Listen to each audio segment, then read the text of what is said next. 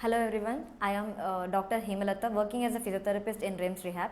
Today we are going to discuss about the topic neck syndrome. Neck syndrome ni ఇంకో విధంగా అంటారు ఏంటంటే over use syndrome అంటారు. So ఇది దేని వల్ల వస్తుందంటే ఓవర్ యూజ్ ఆఫ్ నెక్ వల్ల బెండింగ్ ఎక్కువ నెక్ చేయడం వల్ల వచ్చే సిండ్రోమ్ ఇది.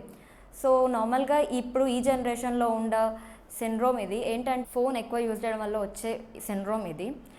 మెయిన్లీ ఇది ఏంటంటే నెక్ పొజిషన్ అనేది న్యూట్రల్గా ఉన్నప్పుడు మన నెక్ పైన ఎక్కువ ఎఫర్ట్ పడదు. నార్మల్గా ఇది న్యూట్రల్ పొజిషన్, నెక్ స్ట్రైట్గా ఉండడం అనేది న్యూట్రల్ పొజిషన్. మనం ఫోన్ యూస్ చేయడం అప్పుడు మన 50 degrees ఆఫ్ ఫ్లెక్షన్లో వెళ్తుంది మన నెక్ అనేది. సో ఆ టైంలో మన నెక్ పైన ఎక్కువ లోడ్ పడుతుంది. ఎంత ఎక్కువ మనం నెక్ బెండ్ చేస్తే మన నెక్ పైన అంత లోడ్ పడే ఛాన్సెస్ ఉంటాయి.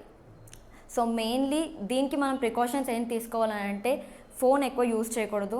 అండ్ ద సెకండ్ థింగ్ మన మజిల్స్ అనేది స్ట్రెంత్ చేసుకోవాలి. ఈరోజు మెయిన్లీ మేము మీకు ఐసోమెట్రిక్ ఎక్సర్సైజ్ అనేది చెప్తాను. నెక్ స్ట్రెంథనింగ్ ఎక్సర్సైజ్ అంటాం దాన్ని. సో ఫస్ట్ ఎక్సర్సైజ్ నెక్ ఎక్సర్సైజ్లో మన 2 handsని ఫోర్హెడ్ పైన ఇలా పెట్టాలి.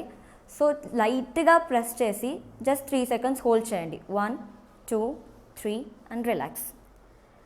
మళ్ళీ 1 2 3 అండ్ రిలాక్స్. ఇది ఫస్ట్ ఎక్సర్సైజ్. సెకండ్ది 2 చేతులు వెనక్కి పెట్టండి. వెనక్కి పెట్టి వెనక నుండి మెల్లిగా ముందుకు ప్రెస్ చేయండి. ప్రెస్ చేసి హోల్డ్ చేయండి. 1 2 3 అండ్ రిలాక్స్. మళ్ళీ 1 2 3 అండ్ రిలాక్స్. ఇది సెకండ్ ఎక్సర్సైజ్. థర్డ్ ఎక్సర్సైజ్ అనేది ఒక్క చేతు చెవి దగ్గర పెట్టండి అండ్ ప్రెస్ చేయండి.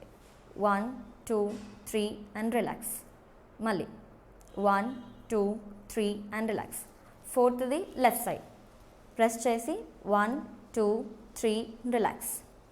మళ్ళీ 1 2 3 అండ్ రిలాక్స్. ఈ 4 మెయిన్ ఎక్సర్సైజ్ ఏవైతే నెక్ని స్ట్రెంత్ చేసేది. సో ఈ 4 ఎక్సర్సైజ్ అట్లీస్ట్ 10 to 15 times చేసుకోవాలి. మెయిన్లీ ఈ ఇష్యూ సాఫ్ట్వేర్ వాళ్ళకి ఎక్కువ చూస్తాం మనము.